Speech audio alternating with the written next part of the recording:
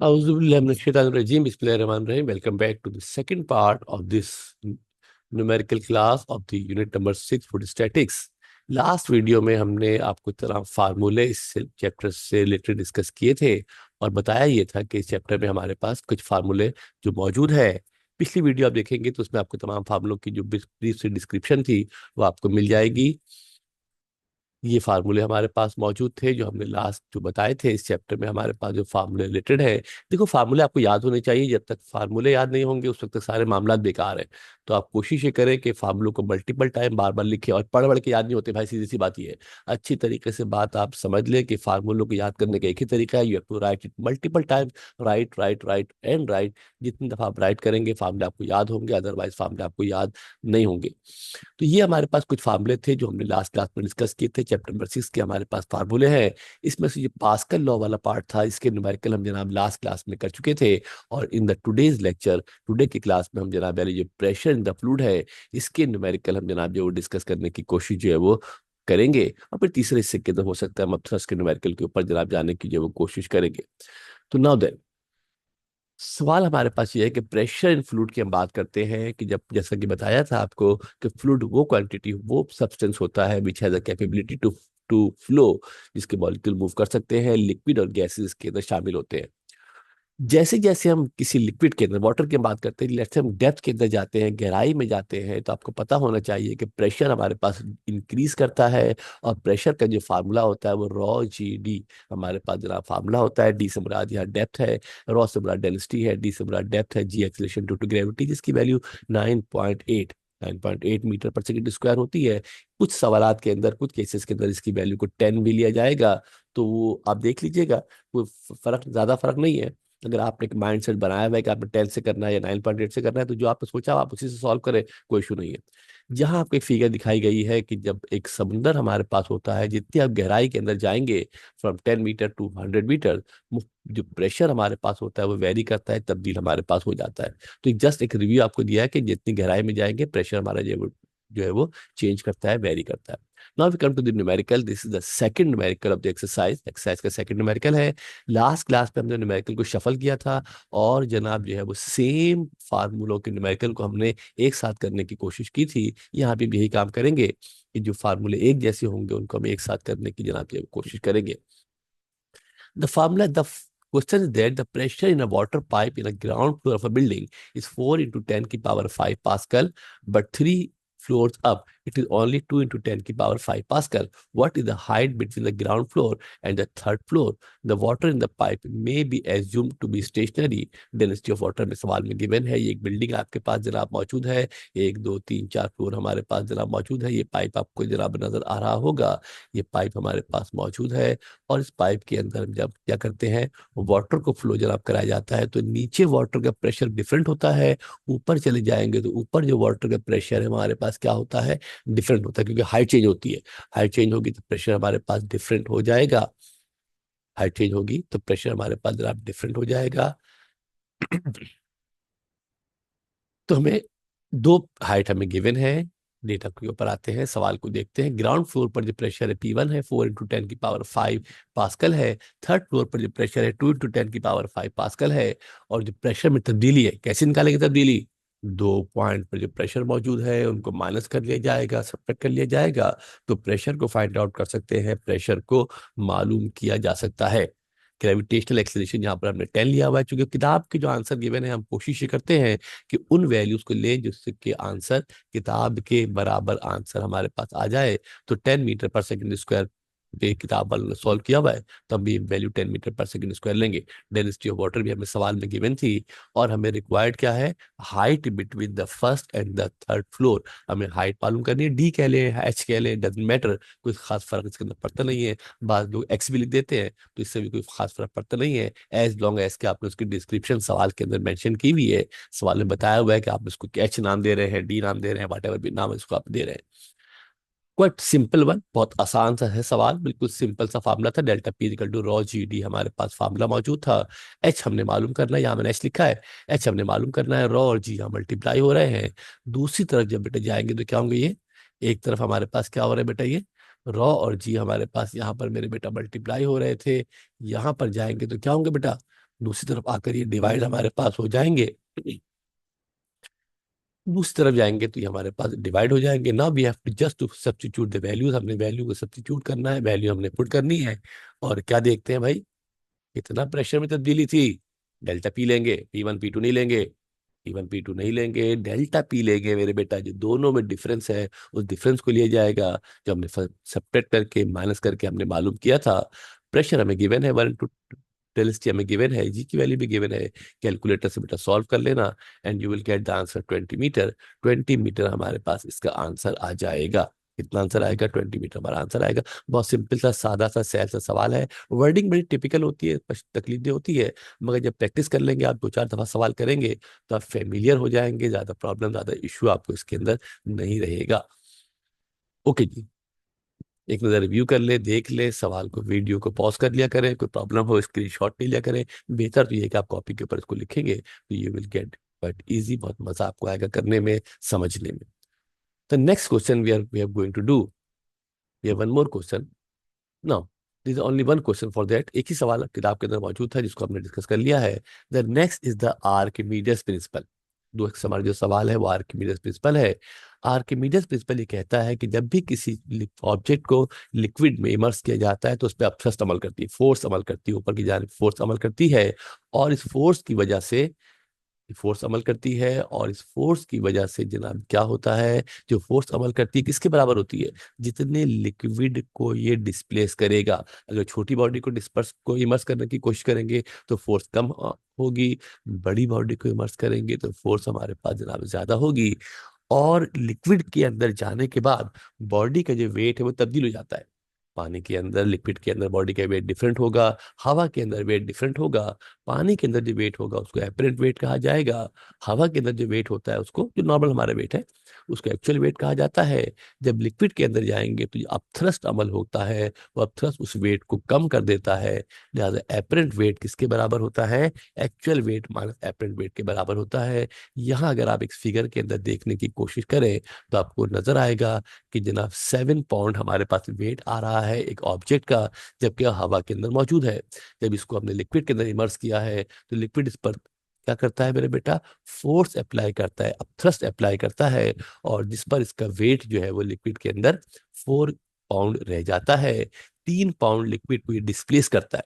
जितने लिक्विड को डिस्प्लेस करेगा इतने वेट में कमी, जितने लिक्विड को डिस्प्लेस करेगा इतने वेट में हमारे पास कमी हो जाएगी।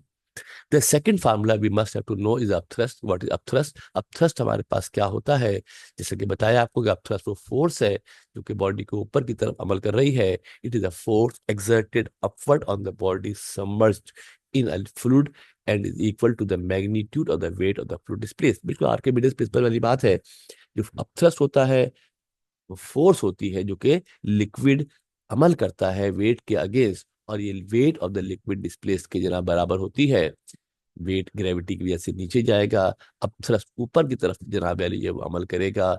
या एक और बात आपके जहन में होनी चाहिए, अगर अब थ्रस्ट ज्यादा हो जाए ग्रेविटी से तो बॉडी फ्लोट करती है, और अगर ग्रेविटी ज्यादा हो अब थ्रस्ट से तो बॉडी सिंक कर जाती है, बॉडी डूब जाती है। और अगर दोनों बराबर हो जाए तो बॉडी जस्ट फ्लोट हमारे पास करेगी। इसका फार्मूला, इसका एक और नाम जो होता है बियॉन्सी भी कहते हैं, या इसको बियॉन्ड फोर्स भी कहा जाता है। तो कहीं अपथ्रस्ट लिखा हो, बियॉन्सी लिखा हो, बियॉन्ड फोर्स लिखा हो, इन तमाम के मतलब सेम होते हैं। और इसका सिंपल फार्मूला होता है रॉ जीवी, जो हम पीछे करते रहे हैं। रॉ जीवी हमारे पास फार्मूला होता है। और इसको ये भी कह सकते हैं रॉ डेंसिटी है, वी हमारे पास volume of the liquid displace है, ए हमारे पास एक्सेलरेशन ड्यू टू ग्रेविटी है। इस फार्मूले को ध्यान में रखिएगा, आगे चल के बहुत सारे फार्मूले न्यूमेरिकल इसके ऊपर हमारे पास बेस करेंगे। इसके ऊपर बहुत सारे फार्मूले हमारे पास बेस करेंगे, तो इसको जरा देखने की जरा आप कोशिश कीजिएगा। स्क्रीनशॉट ले ले या बात समझ ले, थोड़ा बहुत आपको आपके बिजनेस प्रिंसिपल का भी आइडिया हो गया होगा। इसकी तफसील अगर जाना हो तो फिर जो वीडियो हमारे लेक्चर्स होंगे उसको आप तफसील से देखेंगे तो आपको बात समझ में आएगी। क्योंकि यहाँ न्यूमेरिकल्स की हम बात कर रहे हैं तो इतनी डिटेल में जाना हमारे लिए मुमकिन नहीं है। Now will go through the volume. अब हम न्यूमेरिकल के ऊपर जाते हैं। एक बड़ा इंटरेस्टिंग सा न्यूमेरिकल किताब में गिवन है, एग्जाम्पल में गिवन है। और ये न्यूमेरिकल बेसिकली देखा जाए तो थोड़ा सा और न्यूमेरिकल से थोड़ा सा डिफरेंट है। न्यूमेरिकल ये है कि मेरा crown of mass 14.7 kg is submerged in water it's accurate scale reading only 13.4 kg। जैसे कि बताया आपको, लिक्विड के अंदर वेट क्या होता है, डिस्प्लेस कम हो जाता है ना बेटा, वेट कम हो जाता है, वेट कम होकर 13.4 kg रह जाता है। सवाल ये है, इस क्राउन मेड ऑफ गोल्ड, क्या क्राउन गोल्ड का बना है या नहीं बना है? और गोल्ड की स्पेसिफिक ग्रेविटी अप्रोक्सीमेटली 19.32 होती है, स्पेसिफिक ग्रेविटी की यूनिट नहीं होती। ये हमने बताना है कि ये गोल्ड का है या गोल्ड का मौजूद नहीं है। ये बेसिकली देखा जाए ना, तो जो किताब में फार्मूलाज गिवन है, ये उन फार्मूला से रिलेटेड नहीं है। इसमें एक नया कॉन्सेप्ट इस्तेमाल किया जाता है जिसका नाम होता है स्पेसिफिक ग्रेविटी का। और स्पेसिफिक ग्रेविटी भी basically weight of liquid displace के बराबर ही होती है। ये गोल्ड एक आपके पास क्राउन दिखाया गया, जरा क्राउन देख के ही खुश हो जाओ भाई, क्राउन देख के ही खुश हो जाए कि जनाब इस तरीके से क्राउन आपका होता है। इस क्राउन को हमने वाटर के अंदर डिप किया है। Mass of crown in air हमें गिवन है 14.7 है। Mass of crown in water given है कितना है मेरे बेटा, 13.4 kg है। स्पेसिफिक ग्रेविटी ऑफ गोल्ड हमें गिवन है कितनी है, 19.32 गिवन है। और रिक्वायर्ड है कि बताना है कि गोल्ड का है या नहीं है। हम क्या करेंगे कि इसकी स्पेसिफिक ग्रेविटी को, किसको, क्या करेंगे, क्या करेंगे, इस मटेरियल की, जिस चीज का ये बना हुआ है क्राउन, इसकी स्पेसिफिक ग्रेविटी मालूम करेंगे। अगर ये स्पेसिफिक ग्रेविटी गोल्ड की स्पेसिफिक ग्रेविटी के बराबर आ जाती है, अगर ये स्पेसिफिक ग्रेविटी, अगर ये स्पेसिफिक ग्रेविटी गोल्ड की स्पेसिफिक ग्रेविटी के बराबर आ जाती है, तो इट मीन्स दैट कि गोल्ड का बना है। यानी कितना आंसर आ जाए, 19.32 या करीब करीब आ जाएगा तो गोल्ड का है। और अगर 19.32 से बहुत ज्यादा डेविएट करेगा तो इसका मतलब ये गोल्ड का मौजूद नहीं है। फार्मूला जरा डिफरेंट है। स्पेसिफिक ग्रेविटी का जो फार्मूला होता है वो क्या होगा, वेट इन एयर, जो एयर में के अंदर वेट है, weight in air minus weight of ground water. ये फार्मूला भी किताब में डायरेक्ट नहीं है, या 9 क्लास के अंदर ये फार्मूला आपके पास मौजूद होगा, पढ़ा होगा। बहरहाल फार्मूला आप देख लें कि एयर के अंदर जो मास होगा, और जनाब जो एयर के अंदर मास और वाटर के अंदर मास को माइनस करेंगे तो स्पेसिफिक ग्रेविटी निकलेगी। जब इन वैल्यूज को सब्स्टिट्यूट करके हम स्पेसिफिक ग्रेविटी निकालते हैं तो ये आती है 11.31। The value we get of the specific gravity, specific gravity की जो वैल्यू हमारे पास आ रही है, कितनी आ रही है बेटा, कितनी आ रही है, ये वैल्यू हमारे पास आ रही है 11.31। गोल्ड की होती है 19.32। चूंकि बहुत ज्यादा फर्क है, इसका मतलब क्या हो गया कि ये मटेरियल गोल्ड का बना हुआ नहीं है, ये मटेरियल गोल्ड का मौजूद नहीं है। राइट जी, it is not made of pure gold, तो ये प्योर गोल्ड का हमारे पास मौजूद नहीं है। नाउ देन, क्लियर है, स्क्रीनशॉट ले ले, समझ ले और से। ये फार्मूला जैसा थोड़ा डिफरेंट है, किताब में चूंकि फार्मूला इस तरीके से मौजूद नहीं था, बहस चूंकि एग्जाम्पल के अंदर मौजूद है, करके तो जाना पड़ेगा। खसूसन एग्जाम्पल के सवाल काफी ज्यादा इंपॉर्टेंट होते हैं, ख्याल रखिएगा। Now we are going to the other question. One more question है, a tank 4 metre long, 3 metre wide and 2 metre deep is filled to the brim with the paraffin. Brim के मतलब होता है ऊपर तक भरा होना, लबालब भरा होना, विद पैराफिन। पैराफिन की डेंसिटी गिवन है 800 किलोग्राम पर मीटर क्यूब है। Calculate the pressure on the base. Base में हमने प्रेशर को फाइंड आउट करना है, बेस पे प्रेशर कितना होगा। जो हमने पीछे अभी हमने न्यूमेरिकल किया है, कौन सा, प्रेशर वाला, ये वो उसी से रिलेटेड हमारे पास ये न्यूमेरिकल मौजूद है। इसको जरा तवज्जो से देख लें। एक हमारे पास जनाब क्या है, टैंक मौजूद है, टैंक की विड्थ गिवन है, लेंथ गिवन है, ब्रेथ गिवन है, हाइट गिवन है, वाटर इसके अंदर भरा है, ब्रीम तक ऊपर तक लबालब भरा है। बताना यह है कि बेस पे प्रेशर हमारे पास कितना होगा। बट सिंपल वाला इतना मुश्किल सवाल नहीं है। विड्थ गिवन है टैंक की 3 मीटर, हमें विड्थ गिवन है, लेंथ गिवन है, उसके बाद हमें डेप्थ गिवन है, और डेंसिटी ऑफ पैराफिन भी हमें गिवन है।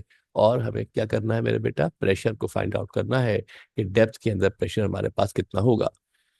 जो प्रेशर, और अब थ्रस्ट भी मालूम करना है, थ्रस्ट कितना होगा, प्रेशर डेप्थ मालूम करना, बेस के अंदर नीचे कितना प्रेशर होगा, ऊपर याद रखिएगा।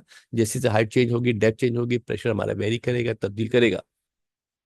सॉल्यूशन पे आते हैं, देखते हैं प्रेशर का फार्मूला क्या होता है, रॉ जीडी, हमने पीछे देखा क्या फार्मूला होता है, रॉ जीडी प्रेशर का फार्मूला होता है। रॉ में गिवन है, जी की वैल्यू 10 ली हुई है हमने, यहाँ मेंशन नहीं। जी की यूनिवर्सल ग्रेविटेशन कांस्टेंट है, इसकी वैल्यू 10 ली हुई है। इस चैप्टर में ना ज्यादातर सवाल 10 से ही सॉल्व किए हुए, तो आप भी इस चैप्टर में 10 लेके ही सॉल्व कीजिएगा। जी हमें डेप्थ कितनी है, गहराई देखो गौर से, डेप्थ 2 मीटर गिवन है। सिंप्लीफाई करेंगे, प्रेशर है, ऐसा यूनिट पास्कल होती है। न्यूटन पर मीटर स्क्वायर भी लिख सकते हैं, न्यूटन पर मीटर स्क्वायर भी लिखा जा सकता है, न्यूटन पर मीटर स्क्वायर भी लिख सकते हैं। अब थ्रस्ट मालूम करना है। थ्रस्ट का फार्मूला होता है रॉ वी जी। देखो प्रेशर अलग चीज होती है, थ्रस्ट अलग चीज होती है। प्रेशर अलग चीज होती है, थ्रस्ट अलग चीज होती है। Pressure force per unit area होता है, थ्रस्ट जस्ट फोर्स होती है। प्रेशर की यूनिट पास्कल होती है, थ्रस्ट की यूनिट न्यूटन होती है। फार्मूला होता है रॉ जी वी। अब हमें वी चाहिए, और वी का फार्मूला कैसे निकालेंगे, वॉल्यूम का फार्मूला होता है length into breadth into height. Length into breadth into height हम वॉल्यूम निकाल सकते हैं। Length into breadth into height पढ़ा है ना छोटी क्लासों में। Length into breadth into height formula होता है जिससे वॉल्यूम निकाल सकते हैं। लेंथ पता है, ब्रेथ पता है, हाइट पता है, ये वैल्यू इस पे सब्स्टिट्यूट की जाएगी, पुट कर दी जाएंगी। वी की जगह एल एल डब्ल्यू डी लिख दिया है। रो हमें गिवन था, जी हमें गिवन था, सारी वैल्यू पुट करेंगे। तो अब थ्रस्ट का जो आंसर हमारे पास है वो 1920 न्यूटन हमारे पास जरा फार्मूला। अब थ्रस्ट की वैल्यू हमारे पास आ जाएगी। राइट, क्लियर है। तो इन द टुडेज लेक्चर एक नजर चाहे तो उसकी वीडियो वीडियो देख ले, एक तवज्जो से समझ ले क्या हमारे पास जरा सूरत हाल है। क्लियर है, तवज्जो से देख लीजिएगा, कोई सवाल करना चाहे तो सवाल कर लीजिएगा। तो ये हमारे जनाब जो फार्मूला हमने डिस्कस किए हुए थे, आप गौर से देखें जिस तरह पीछे हमने आपको बताया था। तो इन द टुडेज क्लास हमने pressure in the fluid, pressure in the fluid के हमने जो फार्मूले थे वो हमने डिस्कस कर लिए हैं। और अब थ्रस्ट के हमने फार्मूले कर लिए हैं। अब हमारे पास अब थ्रस्ट के कुछ एप्लीकेशन के फार्मूले हमारे पास आएंगे। तो नेक्स्ट जो हमारी वीडियो होगी इस चैप्टर के सिलसिले की तीसरी वीडियो हमारे पास होगी। और दूसरी वीडियो के अंदर हम जनाब कुछ फ्लोटिंग ऑब्जेक्ट्स के जो हवाले से कुछ न्यूमेरिकल्स है उसको हम जनाब डिस्कस करने की कोशिश जो है वो करेंगे। तो जनाब ये हमारे पास न्यूमेरिकल्स थे फ्लूइड डायनामिक्स के हवाले से। दूसरी हमारे पास ये वीडियो सिलसिले की है। एक तीसरी वीडियो भी बनाएंगे जिसमें जो रिमेनिंग इंपॉर्टेंट न्यूमेरिकल है वो जरा आप सिंप्लीफाई करेंगे, सॉल्व करेंगे। अगेन यू आर रिकमेंडेड कि आप या तो इसकी स्क्रीनशॉट लें, बेहतर है कि कॉपी के ऊपर इसको आप लिखें। कॉपी के ऊपर लिखेंगे तो आपके लिए ज़रा मुनासिब रहेगा। ओके जी, तो see you the third lecture to complete this one. इसको मुकम्मल करने के लिए तीसरे लेक्चर के ऊपर हम जनाब जो है वो आते हैं। ओके जी, थैंक यू वेरी मच जी। अल्लाह हाफिज़, take care of your self.